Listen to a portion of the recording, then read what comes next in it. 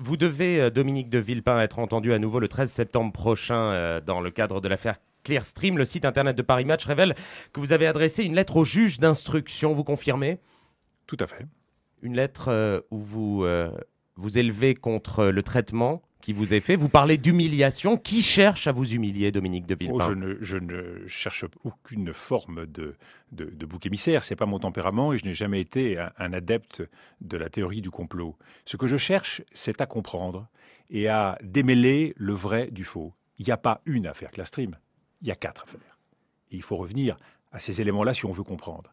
Il y a tout d'abord le dossier des frégates de Taïwan. Il y a des centaines de millions d'euros qui ont disparu de rétrocommission et on ne sait pas où ils sont. Il faut le savoir. Deuxièmement, il y a un dossier Clearstream d'une grande lessiveuse, c'est comme ça qu'on l'a qualifié. Il est apparu que les propos qui ont été tenus depuis des années étaient au bout du compte mensongers. Il y a un troisième élément qu'on a complètement aujourd'hui passé sous silence, que sont les rivalités industrielles dans le monde de l'armement et au sein d'une grande entreprise française qui ont pu alimenter un certain nombre de règlements de compte. Et puis un dernier élément qui est l'élément nouveau.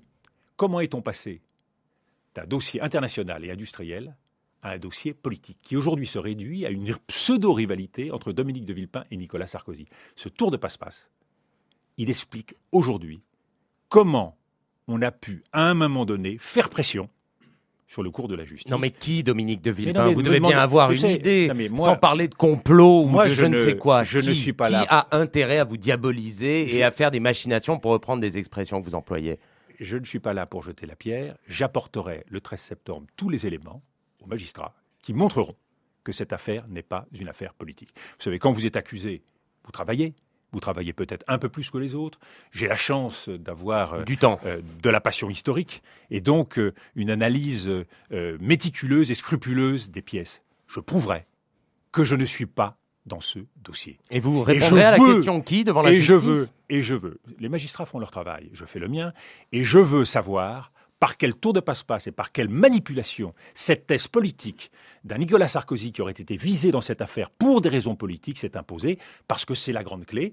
Tout ça s'est passé insidieusement à coup de violation du secret de l'instruction. C'est pour ça que j'étais un peu surpris hier de voir que l'instruction sur cette violation du secret de l'instruction de Clearstream a été close. J'apporterai des éléments qui, à mon sens, devraient permettre de réouvrir cette instruction. Vous avez demandé à Nicolas Sarkozy, enfin vous avez noté en tout cas que le fait qu'il soit partie civile dans cette affaire était une atteinte à la séparation des pouvoirs. J'ai pas dit ça. J'ai dit qu'il fallait être vigilant dans un état de droit quand la principale partie civile et celle qui se considère comme la cible de cette affaire est en même temps président de la République et président du Conseil supérieur de la magistrature, et que cette partie civile peut donc donner des instructions à la chancellerie et au parquet. Est-ce que vous avez une réponse sur ce point de Nicolas Sarkozy ou de l'Élysée? Mais je ne lui demande rien. Vous savez, moi je me débrouille tout seul. Je prouverai mon innocence dans ce dossier. Je n'ai rien à demander à personne. J'estime que l'état de droit, ça doit donner des garanties à toutes les personnes qui sont pointées du doigt à un moment ou à un autre. La justice vous a interdit, Dominique de Villepin, d'avoir toute forme de relation avec Jacques Chirac. Oui, j'ai toujours pas compris pourquoi, mais je le respecte. Vous étiez pourtant tous les deux hier aux obsèques de Pierre Messmer. Il était 4 rangs devant moi. Je suis parti avant la fin de la cérémonie. Vous voyez que je suis un citoyen respectueux des lois. Mais vous avez pu le saluer ou échanger? Je n'ai pas pu le saluer. Il m'a souri, mais je ne crois pas que ce soit répréhensible au regard de la justice. Comment vous vivez, je dirais intimement, cette situation qui est la vôtre aujourd'hui?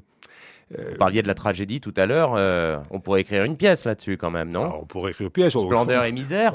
On a écrit suffisamment de mauvais livres sur ces affaires pour qu'on puisse espérer qu'un jour, il y en ait un bon. C'est une affaire qui est infiniment plus révélatrice de notre époque que beaucoup d'autres. Au cœur de cela, il y a la peur. Comment un homme politique peut à un moment donné être saisi par la peur et imaginer qu'on lui en veut au point de vouloir se faire justice lui-même. Je pense que c'est un drame et c'est la source aujourd'hui, pour moi, d'une très grande injustice. Et c'est pour cela que je souhaiterais